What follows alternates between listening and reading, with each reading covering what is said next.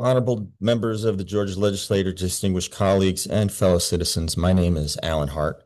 I am the owner of Classic Citiva, an education-based hemp retail store with 2 locations in Athens, Georgia. We provide a safe environment to help consumers understand federally legal cannabis. I stand before you today not as an industry insider, but as a concerned parent and a believer in personal liberty. We are here to talk about hemp, a plant often misunderstood, and we are here to talk about safety. And in doing so, we must also confront a failed policy that has cost Georgia taxpayers and harmed our communities for decades. The so-called war on drugs. For too long, our approach to cannabis has been based on fear and an erosion of free will, rather than on fact and personal responsibility. The result has been a policy disaster. The war on drugs has not made our streets safer. It has disproportionately incarcerated our citizens, particularly people of color, and wasted billions of dollars on enforcement while the availability of illicit drugs has only intensified. This approach fundamentally rejects the idea of free will. The hemp plant has been unjustly swept up in this century-long war despite its low THC content, industrial utility, and therapeutic applications.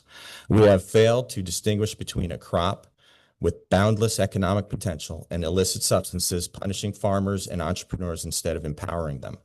Georgia has made progress, but recent legislative moves show we are still tempted to retreat into prohibition. A more sensible approach is to lean into the concept of personal liberty, trusting our citizens to make informed decisions about safe, regulated hemp products as a far more effective strategy than criminalizing consumer choice. The real answer to consumer safety lies not in prohibition, but in responsible regulation. We can create a framework that includes independent third-party lab testing, strict labeling standards, and market safeguards that protect children, all while allowing adults to exercise their free will. This approach supports a growing industry and respects individual liberty rather than relying on the failed, heavy-handed tactics of the past. I ask that we shift our thinking from criminalization to empowerment. Let us create a framework that allows adults to make their own decisions about their health and wellness while ensuring strict standards that protect against harm. This is the path forward, one that honors our state's values, empowers our citizens, and leaves behind the failed policies of a bygone era.